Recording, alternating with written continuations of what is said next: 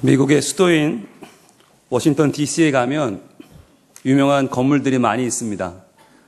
그 중에서도 미국인들이 아주 좋아하는 3대 대통령, 독립선언서를 썼던 토마스 제퍼슨 기념관이 있는데 매년 매우 많은 관광객들이 찾는 명소입니다. 그런데 이 건물이 원래는 뭘로 유명했냐면 유지비가 많이 드는 건물로 유명했어요. 흰 대리석으로 되어 있고 도움 형식으로 되어 있는데 유독 그 주변에 있는 다른 유명한 명소들보다 유지비가 몇 배로 드는 거예요. 천문학적인 숫자로 드니까 사람들이 이상하다 그러면서도 그냥 그런가 보다 했어요.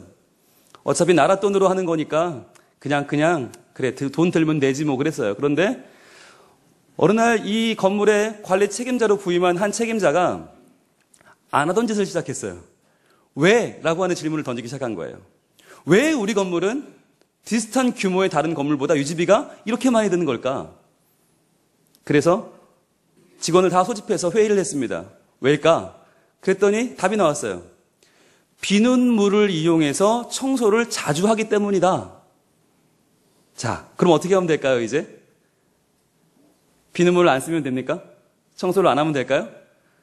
그는 여기서 한 번 더 질문합니다. 그럼 왜 비눗물을 많이 써야 될까? 원인은 비둘기였어요. 유독 우리 건물만 비둘기가 많다는 거예요. 그 비둘기들이 새똥을 계속 싸니까 그게 떨어져서 건물이 지저분해지니까 그걸 닦느라 비눗물이 많이 든다는 거예요. 자, 그럼 답이 나왔나요? 여기서 그는 한 번 더 왜라고 묻습니다. 왜 비둘기가 많을까? 자, 이제 질문이 복잡해졌어요. 자, 돈을 좀 줄이자는 어느 정도 쉬운데 비둘기를 어떻게 하겠어요, 사람이. 모여드는 걸 어떻게 하겠어요? 이쯤 되니까 이 질문은 전 미국의 많은 사람들의 이목을 주목시켰습니다. 왜냐하면 모든 건물들이 그러한 어려움을 겪고 있었거든요. 그러니까 이제 여기서 결정하는 대로 다 따라갈 준비가 하고 있는 거예요. 자, 새총으로 비둘기를 잡을까요? 차양막을 설치해서 그 새똥을 받아낼까요? 어떻게 할까요? 그는 이런 수많은 예산과 인력이 동원되는 일을 하지 않고 한 번 더 질문을 던집니다. 왜 비둘기가 모일까? 이제 조류학자들이 동원돼서 연구를 합니다. 그리고는 원인을 밝혀냈어요. 원인은 거미더라. 거미. 비둘기가 좋아하는 거미가 이 건물 천장에 유독 많다는 거예요. 자, 그러면 답이 끝났으니까 거미 잡으면 될까요? 한 번 더 집요하게 질문합니다. 사람들이 다 지쳐서 그만합시다. 그런데 그가 아니요, 한 번 더요. 여기서 멈추면 안 돼요. 그럼 거미는 왜 모입니까? 라고 한 번 더 질문했어요. 그랬더니 곤충학자들이 답을 냈어요. 나방 때문이다. 거미가 좋아하는 나방이 유독 이 건물 천장에 많다. 그러면 그 나방은 왜 모이느냐? 왜 나방이 모일까? 자, 그런데 여러분, 아주 뜻밖의 답이 나왔어요.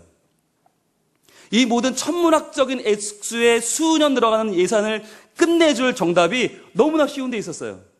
그것은 바로 스위치였어요. 여기는 유명한 관광지니까 해가 질 무렵에 다른 주변 건물들보다 2시간 일찍 불을 켭니다. 외부 조명을 일찍 켜요. 그러니까 멋있긴 한데 그 조명을 보고 이 주변에 있는 나방은 다 모이는 거예요.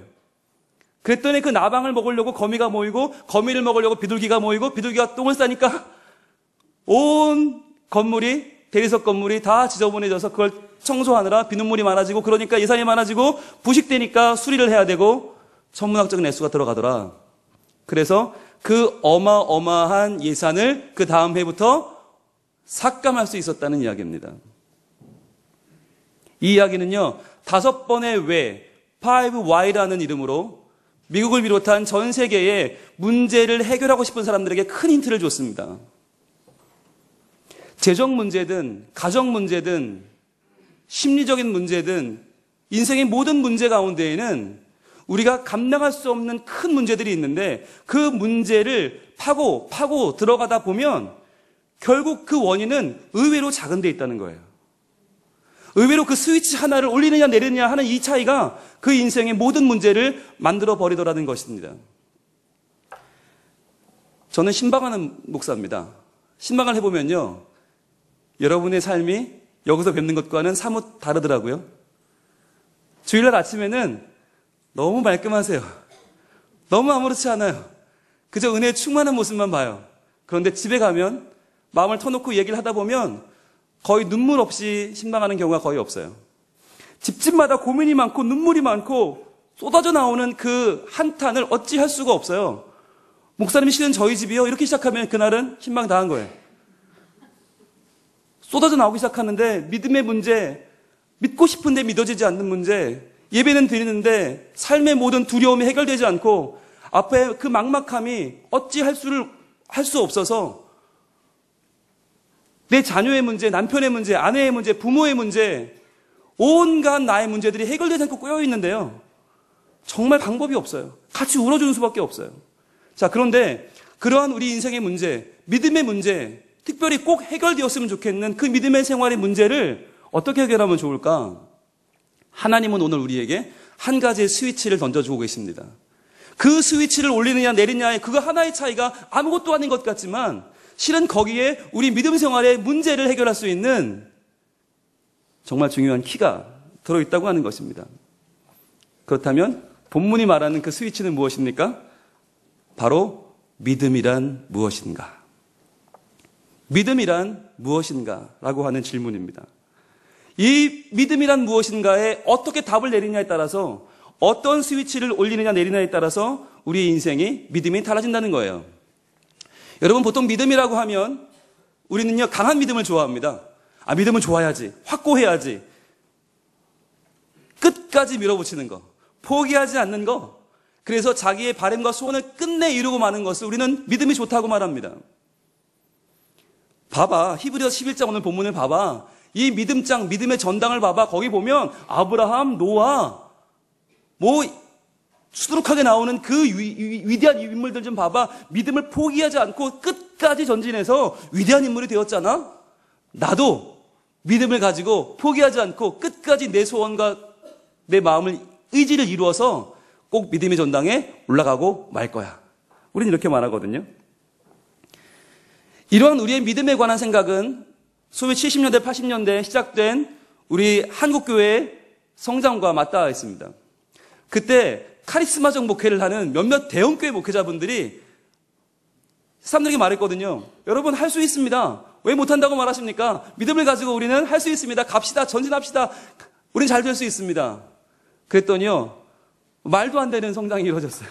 사람들이 엄청나게 모였고요. 교회는 엄청난 사람들로 들끓기 시작했어요. 새벽마다 소소소소소소소소소 하나님 들어주소서, 복 주소서, 물질 주소서, 내 꿈을 이루어주소서, 어마어마한 대장관이 펼쳐졌습니다. 그런데 그 교회들이 지금 하나같이 다 어려움을 겪고 있어요. 하나같이 다. 왜 그럴까요? 아니 그분들이 믿음이 흔들린 적이 없다니까요. 미래를 향해서 굳은 의지를 가지고 나는 될 수 있다고, 할 수 있다고 그렇게 전진해 왔는데 지금에 와서 그 대형 교회들이 전부 한국교회 먹칠을 하고 오히려 한국 사회에 걱정을 끼치고 있지 않습니까? 왜 이렇게 된 것입니까? 믿음은 내 뜻을 관철해내는 능력이 아닙니다. 믿음은 내 꿈을 이루기 위해 열심히 달려가는 것이 아닙니다. 믿음은 내 소원을 성취하기 위해 빌고 또 비는 것이 아닙니다. 그건 전공이 따로 있어요. 그건 미신이에요. 무속인들이 그 전공이거든요. 될 때까지 비는 거. 여러분 우리나라 한국 사람들이 정말 좋아하는 게 소원 성취자 아닙니까? 소원 성취. 우리나라에 그런 미신 무속인이 몇 명이나 되는지 아세요? 엄청 많은 정도가 아니고요. 2000년 벌써 15년 전이죠. 재정경제부 발표에 의하면 등록된 무속인이 98만 명입니다. 지금은 100만 명이 넘겠죠. 우리나라 인구의 3, 40명 중에 1명은 무속인입니다. 왜 이렇게 많을까요? 꿈을 이루기 위하여, 소위 나의 믿음의 꿈을 성취하기 위하여 지금도 수많은 사람들이 무속인을 찾아가서 돈을 주고 부적을 쓰고 구슬하는 것입니다. 여러분 미신이 얼마나 편한지 아세요? 미신은요 시간 내서 이렇게 앉아 계시지 않아도 돼요. 주일마다 나와서 봉사 안 해도 되고요, 찬양대 안 해도 되고요, 헌금도 안 해도 되고요. 아니 복채는 내야죠. 미신이 얼마나 편한지 아세요? 꿈을 성취하려면 10만 원짜리 부적 하나 쓰면 돼요. 그거 써서 안 되면 20만 원짜리 쓰는 거죠. 그게 안 되면 1000만 원짜리 구슬하는 거죠. 그게 안 되면 2000만 원짜리 구슬하는 거예요. 될 때까지 값을 올리면서 될 때까지 파이를 키워가는 게 미신이에요.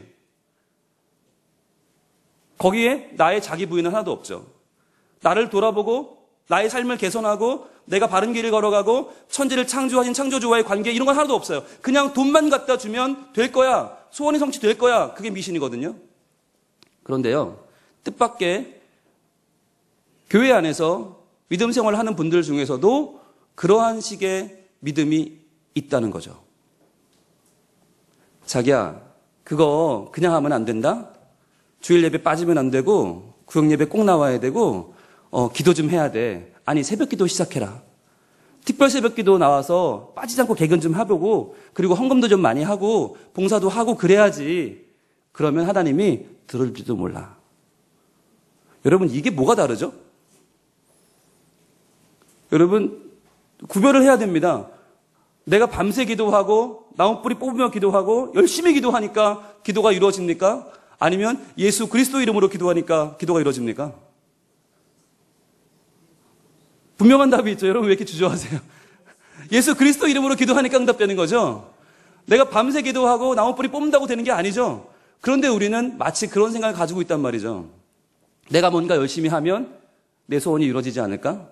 내가 기도도 열심히 하고 믿음도 생활도 열심히 하고 교회도 열심히 하고 봉사도 많이 하면 내 꿈이 이루어지지 않을까? 그런데 그것은 믿음이 아닙니다. 여러분 구별해야 됩니다. 교회에 안 빠지고 잘 나오면 우리는 믿음이 좋은 줄 알아요. 그건요 성실한 거예요. 그건 약속을 잘 지키는 거예요.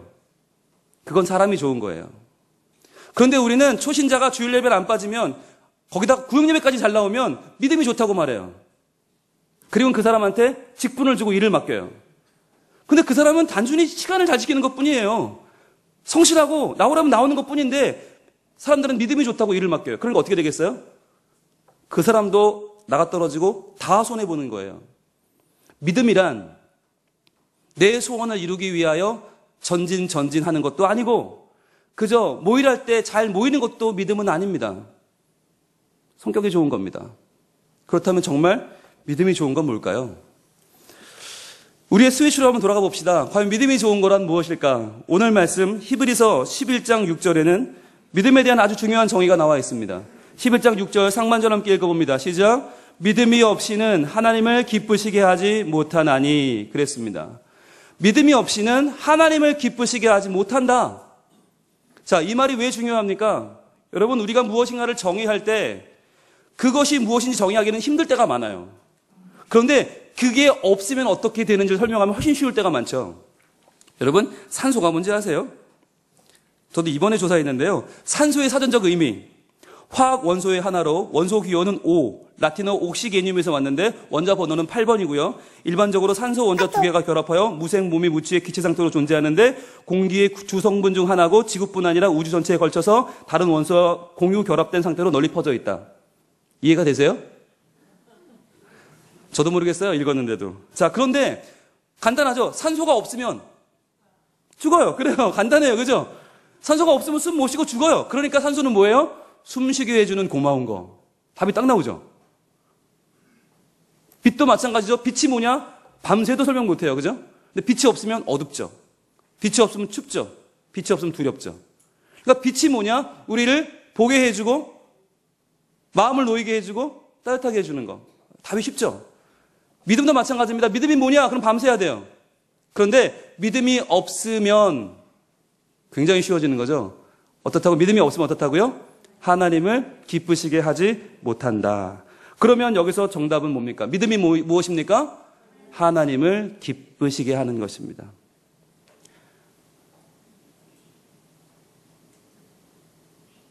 함께 따라합니다. 믿음이란 하나님을 기쁘시게 하는 것이다. 이게 우리의 스위치예요. 우리는요, 믿음을 내 꿈이 이루어지고 내 소원이 이루어지고 내 환경이 달라지고 내가 돈 벌고 내 자녀가 대학 가고 결혼 잘하고 내가 뭔가 이름 나고 열심히 사람들 앞에서 드러나는 거, 이 믿음이라는 스위치를 계속 내 쪽으로 해놓고 있으니까 믿음은 오히려 무거운 굴레가 되었어요. 믿음은 더욱 나를 힘들게 하고 세상에 성공하기도 어려운데 하나님한테까지 잘 보여야 돼. 얼마나 힘들어. 그런데 이 믿음의 스위치를 올리면 하나님을 기쁘시게 하는 삶이 나의 믿음의 생활이라는 것을 알게 되면 이때부터는요, 기가 막힌 일이 벌어집니다. 달라집니다. 너무너무 달라집니다. 여러분, 믿음이란 정말 내가 뭔가를 이루고 내가 뭔가 이름내고 내가 뭔가 얻고, 아니요. 여러분, 오늘 7절과 8절에 등장하는 노아와 아브라함을 잘 보세요. 여기 그들의 성공이 어디 있나 보세요. 7절, 믿음으로 노아는 아직 보이지 않는 일에 경고하심을 받아 경외함으로 방주를 준비하여 그 집을 구원하였으니. 자, 그는 평생 성공 거리가 멀었어요. 사람들에게 비웃음 당하면서 120년 동안 방주 지었어요. 보이지도 않는 경고를 믿었어요. 왜? 하나님을 기쁘시게 하기 위하여 그분의 말씀이 진리인 줄로 믿고 그분이 기뻐하시는 그 말씀에 순종하여 방주를 지었습니다. 그는 평생 하나님의 기쁨 그 한 가지를 위해서 말씀에 순종하여 그의 인생을 바쳤습니다. 그것이 그의 믿음이었습니다. 8절입니다. 믿음으로 아브라함은 부르심을 받았을 때에 순종하여 장래의 유업으로 받을 땅에 나아갈새 갈 바를 알지 못하고 나아갔으며 75세의 나이에 고향을 떠나는, 게다가 모든 가족을 함께 데리고 그 고향 땅 모든 터전을 버리고 떠나는데 갈 바를 알지 못하고 갑니다. 여기 그의 성공이 있습니까? 미래를 위한 투자입니까? 아, 강남에 땅값이 오른다니까 가자 이겁니까? 아닙니다. 오직 나를 부르시는 그 하나님 말씀에 의지하여 오직 그분의 기쁨 그 하나를 위해서 모든 것을 포기하고 떠난 것입니다. 그랬더니 거기에 믿음의 길이 열렸습니다. 그렇다면 하나님은 왜 우리의 믿음을 기뻐하실까요? 왜 하나님을 기뻐하시는 것을 믿음이라고 말씀하실까요? 왜요? 왜냐하면 우리가 하나님을 기쁘시게 하는 사람으로 살기가 어려워요. 그건 나의 본성을 거스르는 일이에요. 왜요? 우리 본성이 뭔데요? 우리 본성은 나를 기쁘시게 하는 게 나의 본성이에요. 나를 기쁘시게 하는 게 우리 인생의 목적이고 나를 기쁘시게 하는 게 우리의 너무나 자연스러운 성품이에요. 그렇지 않습니까? 음식 먹는데 다 맛있다고 그러면 무슨 소용이 있어? 내 입에 맞아야지. TV를 보는데 다 재밌대. 시청률이 50% 나오는데 난 재미없거든? 아무 소용 없는 거죠. 날씨가 남들은 다 좋대. 난 기분 나빠. 그러면 아무 소용 없는 거예요. 그러니까 내 기분이 나쁘면 대책이 없네요. 신앙도 그래요. 다들 예배드리고 은혜 받았다는데 난 별로야 오늘. 그러면 그 예배는 별로인 예배가 되는 거죠. 성가대 찬양을 너무 멋지게 해서 남들이 다 아멘 박수 치는데 나는 별론데? 그러면 그만이에요. 누가 열심히 봉사를 해요. 다들 귀하다고 그래요. 야, 저런 분 없어. 글쎄, 난 모르겠는데. 내 마음이 틀어지면 아무 관계가 없어요. 여러분, 세상이 참 간단하던데요. 내 기분 하나로 모든 것이 좌우되던데요. 여러분, 소위 예배의 은혜를 받는다는 것이 무엇입니까? 설교에 은혜 받았다, 어떤 겁니까? 한번 솔직히 돌아봅시다. 많은 분들이 설교에 은혜 받았다는 말을 하나님의 음성을 들었다, 하나님 말씀대로 살겠다는 말로 쓰지 않아요. 뭐라고 쓰는지 아세요? 내 생각과 맞는 얘기를 했구나. 옳거니 내가 하고 싶은 얘기를 했네? 오늘 설교 참 은혜롭다라고 생각하는 거죠. 왜냐하면 신기하게도요, 여러분 예배 끝나고 나가면서 은혜 받았습니다 하는 분들이요, 안 변해요. 은혜를 받았는데 왜 안 변해? 그러니까 결국 내 생각과 맞는 얘기를 들어서 기분은 좋아. 잠깐 나의 기분이 좋아졌어. 그 얘기죠. 달라지진 않아요. 그래서 혹시나 물론 뭐 안 하는 것보다 낫지만 은혜 받았습니다라고 하는 말을 하고 싶은 분들은요, 그 말 대신 다른 말을 알려드릴게요. 정답이 있어요. 오늘 주신 말씀에 헌신하겠습니다. 이게 정답이에요.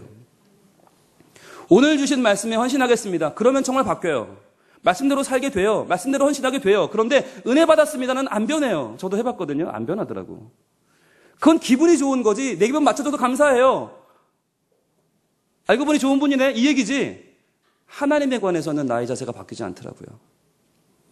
주신 말씀대로 헌신하겠다라고 하는 것 필요한 거죠. 여러분, 믿으면서 내 위주, 바뀌지 않는 거, 하나님은 어디에도 없는 인생, 하나님의 기쁨은 없고 나의 기쁨만 누리는 인생, 멀지 않아요. 멀리 있지 않아요. 어느 교회, 여러분 성경학교 때 일입니다. 둘째 날 저녁 때 캠프파이어를 해야 되는데 오전부터 비가 내리는 거예요. 아니, 장작을 다 펴놓고 준비했는데 애들은 지금 기다리고 막 난리가 났는데 비가 오니까 어떻게 되겠어요? 완전히 분위기가 가라앉았죠. 그걸 창가에서 우두커니 보고 계시던 부장님이 이렇게 말씀하시더래요.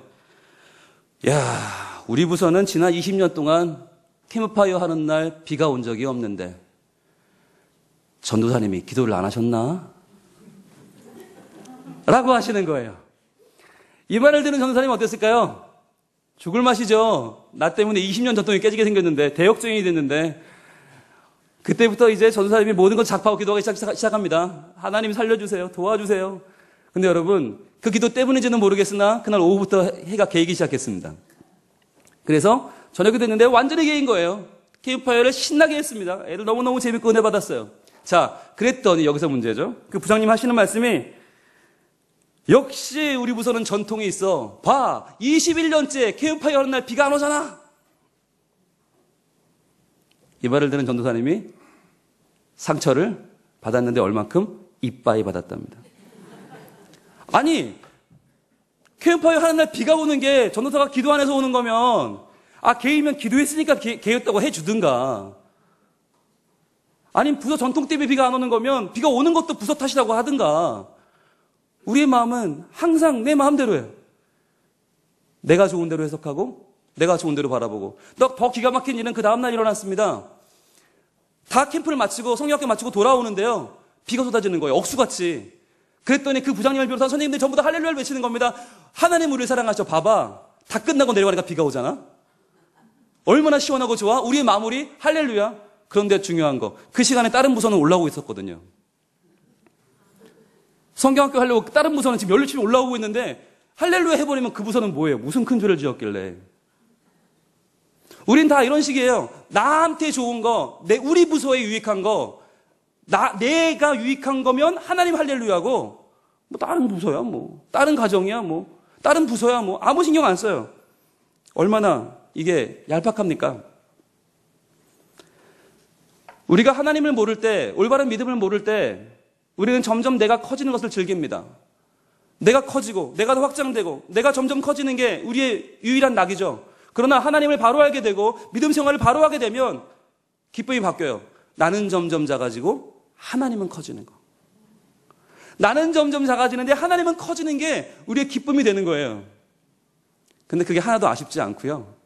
그게 하나도 미련이 없고요. 하나님이 커지는 게 너무 좋은 거예요. 아니, 내가 작아지면 작아질수록 하나님은 더 커지니까 더 좋지.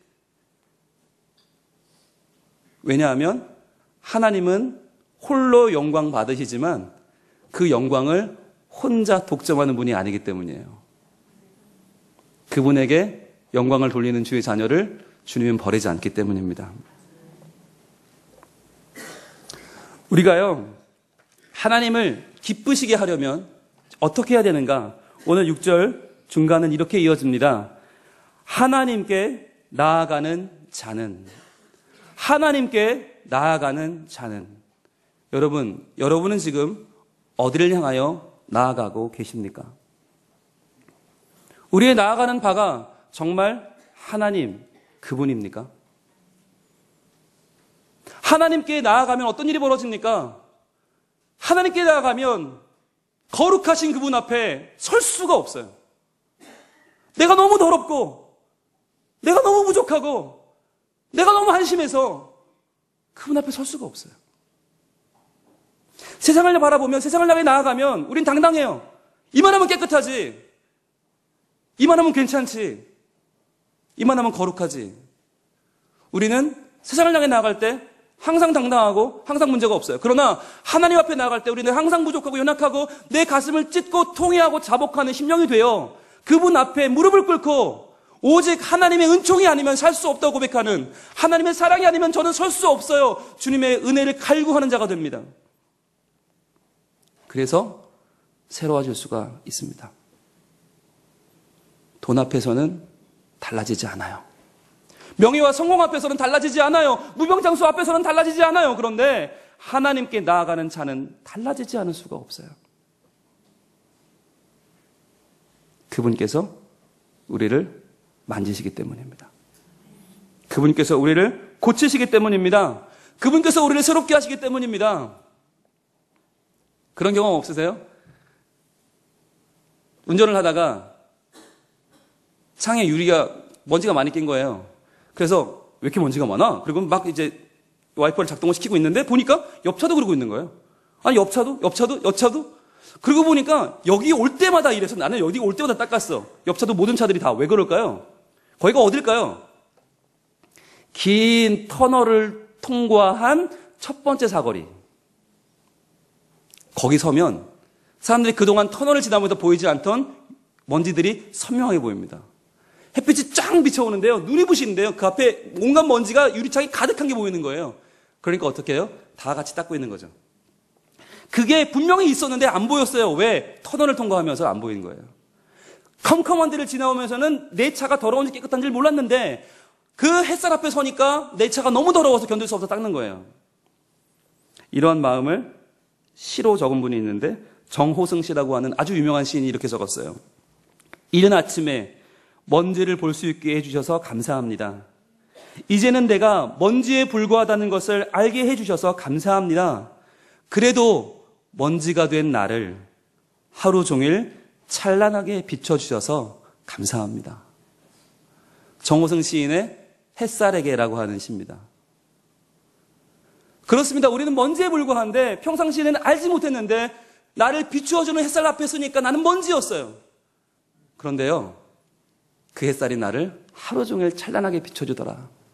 그래서 그 햇빛 가운데 나는 마음껏 춤출 수 있었다고 하는 것입니다. 우리를 비추는 햇살은 누구입니까? 바로 하나님의 영광, 하나님의 임재, 하나님은 그분이십니다. 하나님 앞에 나아갈 때만 우리는 내가 보이고 내 연약함이 보이고 내 부족함이 보여서 그분 앞에 먼지로 살 수 있어요. 그런데 그 먼지에 비추는 찬란한 햇빛 가운데 춤을 추며 자유하며 그분의 사랑을 누릴 수 있다고 하는 것입니다. 그 믿음의 구체적인 내용 한번 같이 봅니다. 오늘 6절 하반절입니다. 자, 하나님께 나아가는 자는 무엇해야 됩니까? 반드시 그가 계신 것과 또한 그가 자기를 찾는 자들에게 상 주시는 이심을 믿어야 할지니라. 자, 두 가지를 믿어야 한답니다. 우리 믿음의 내용은 무엇이냐? 하나님의 기쁘시게 하는 믿음은 두 가지인데 두 개를 믿는 건데 첫 번째는 그가 계신 것을 믿는다 하는 것이에요. 그가 계시다. 이 말은요, 그분은 인격적이다라는 말이에요. 그분은 살아계시다는 말이에요. 그분은 어디 저 예배당 구석에 그냥 쭈그리고 계시다가 일주일 동안 이렇게 참고 있다가 주일 예배가 되면 왔냐? 그러고 나오셨다가 아이고 반갑다. 그리고는 주일 예배 끝나고 수르륵 나가면 다시 원위치해서 아이고 일주일 동안 기다려야 되네. 이런 분이 아니라는 거예요. 살아 역사하시며 우리의 삶 가운데 찾아오시며 모든 가정과 직장과 우리의 일상 가운데 역사하시는 하나님이라는 거예요. 그러니까 우리가 하나님이 계신 것을 믿는다는 말은 어디에서만 신자인 척할 수가 없는 거죠. 교회에 와서만 반짝, 성도들 앞에서만 멀쩡한 척할 수가 없는 거죠. 집에 가서도 그분은 거기도 계시고 직장에서도 계시고 어디를 가나 그분이 계신데요. 출장 가도 계시고 해외 가도 계시고 군대 가도 계시고 유학 가도 계신데요. 그분을 어떻게 모른 척하고 살 수 있겠어요?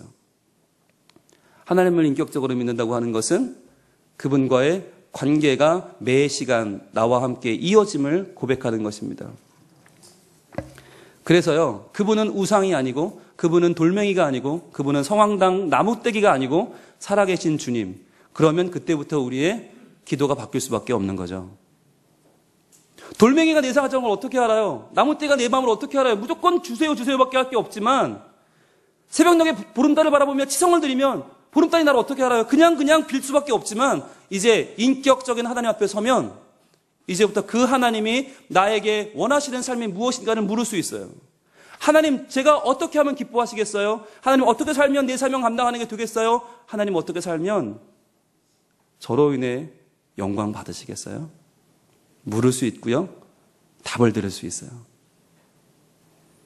여러분, 이 설교를 들을 때에도, 설교 시간에도 그냥 하시는 말씀이니까 듣지 마시고 계속 하나님께 물어보세요. 살아계신 하나님께 물어보세요. 하나님, 그러면 이 말씀 내가 어떻게 붙잡고 살면 좋겠어요? 이 말씀으로 내가 어떻게 살면 하나님 기뻐하시겠어요? 계속 물어보세요. 그러면 아마 답을 주실 거예요. 분명히 하나님이 답하실 거예요. 그분은 살아계시니까. 설교 시간에 답을 못 들으면 찬양하는 가운데로 들을 거예요. 기도하는 가운데라도 들을 거예요. 아니 하다못해 축도를 받는 중간에도 들을 거예요. 하나님은 살아계시기 때문에 우리 모두의 바람과 그 안타까운 마음들을 외면하지 않으십니다. 그러면 자기를 찾는 자들에게 상 주신다는 말은 뭐죠? 자기를 찾는 자들에게 상 주신다. 이거 굉장히 많이 듣는 말 아닙니까? 근데 우리는 이걸 읽을 때 뭘 읽죠? 어떤 말을 좋아하죠? 상 주신다 이 말 좋아해요. 상 주신대, 상 주신대. 그래. 야, 상 주심을 믿자. 그리고는 상 받으려면 열심히 해야 되지. 그래. 교회 열심히 나오고, 봉사 열심히 하고, 기도도 열심히 하고, 1시간 할 거 2시간 하고, 2시간 할 거 10시간 하고, 뭔가 하면 상 주신대, 상 주실 거야. 근데 여러분, 그렇게 살아보셨잖아요. 얼마나 피곤해요. 왜 믿는데 저 피곤해집니까? 왜 죽겠습니까? 그 이유가 뭡니까? 잘못 봐서 그래요, 본문을.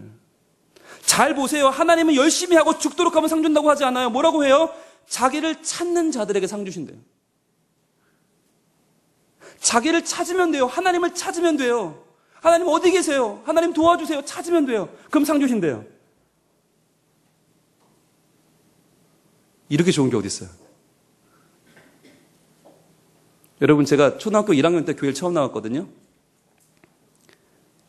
근데 처음 교회를 나왔던 여름 성경학교였는데 막 둥둥둥 북치며 다니는 사람 따라가다 보니까 교회에 왔어요. 근데 그때까지 저는요, 공부도 못하고요, 집도 가난하고요, 아무것도 내세울 게 없는 아이였어요. 근데 교회에 오니까요, 신기하죠? 새벽에 나오려니까 나오고, 오전에 나오려니까 나오고, 오후에 나오려니까 나왔더니요, 착한 아이가 됐어요. 이런 데가 없잖아요, 이런 데가. 아니, 공부도 못하는데 나오면 착한 아이래. 여러분, 이게 은혜 아닙니까?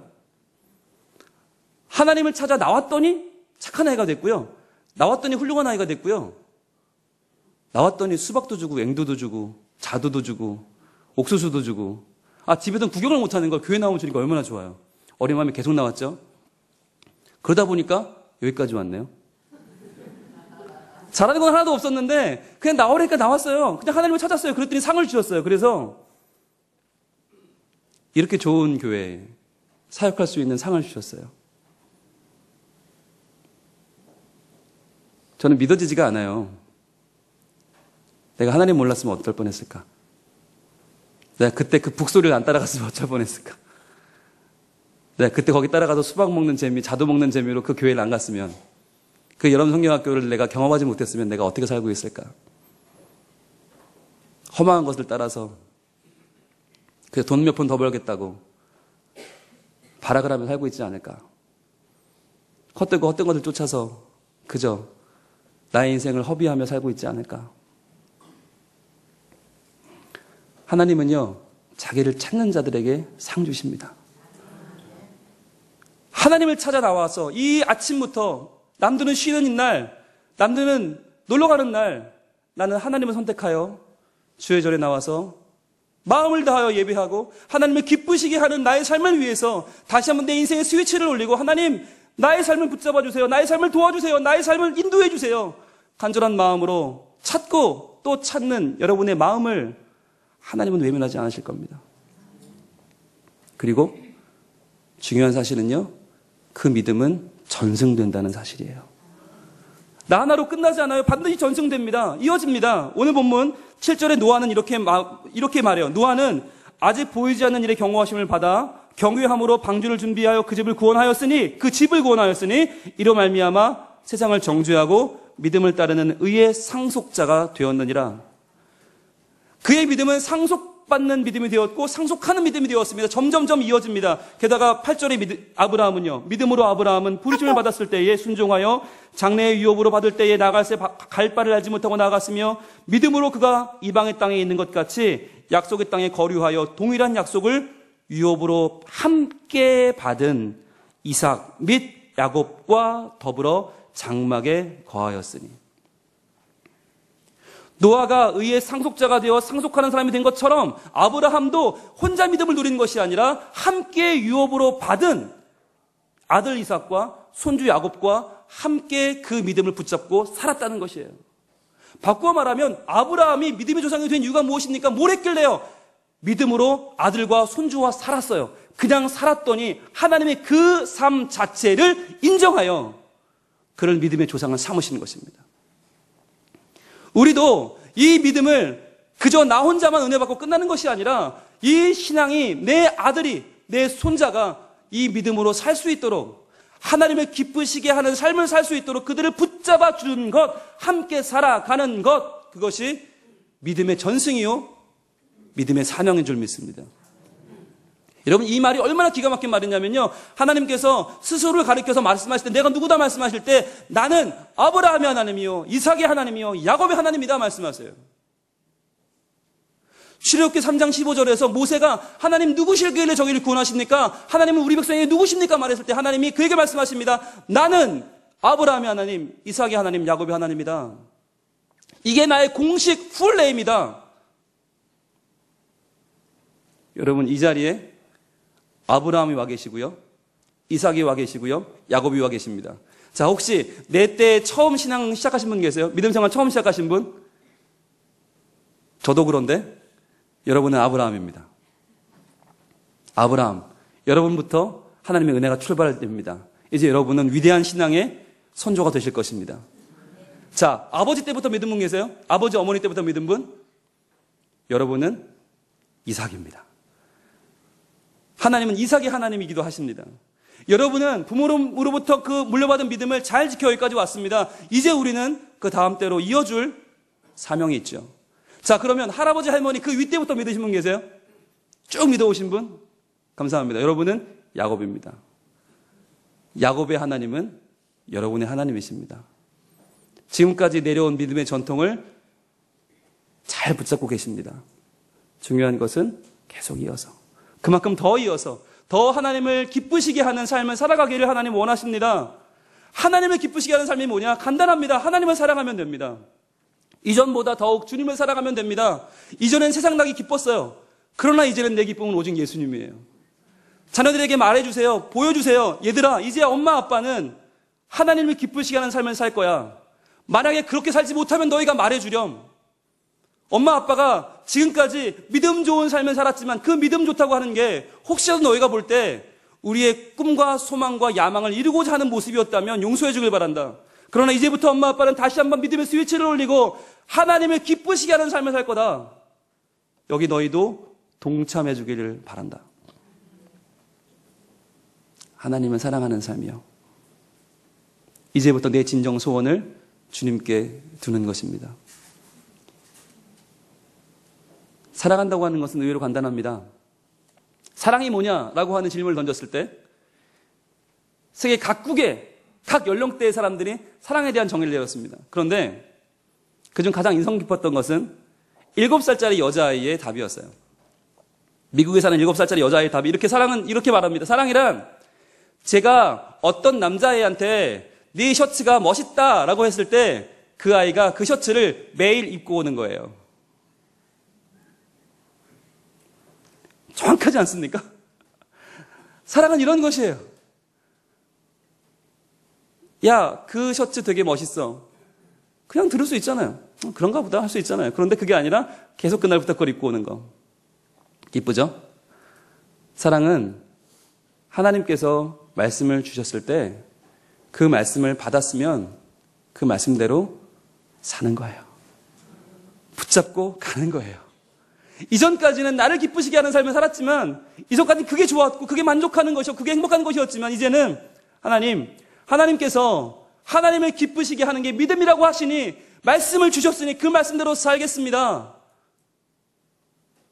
하나님의 영광 가운데 저도 거하고 내 아들, 딸도 거하고 손주들도 거하는 아브라함의 하나님, 이삭의 하나님, 야곱의 하나님께서 우리 가정의 하나님이 되어주시고 우리의 미래의 하나님이 되어주시고 그 앞날을 주장하셔서 하나님 안에서 믿음의 온전한 삶을 사는 저희 가정, 제 영혼, 우리 교회 되게 하여 주옵소서.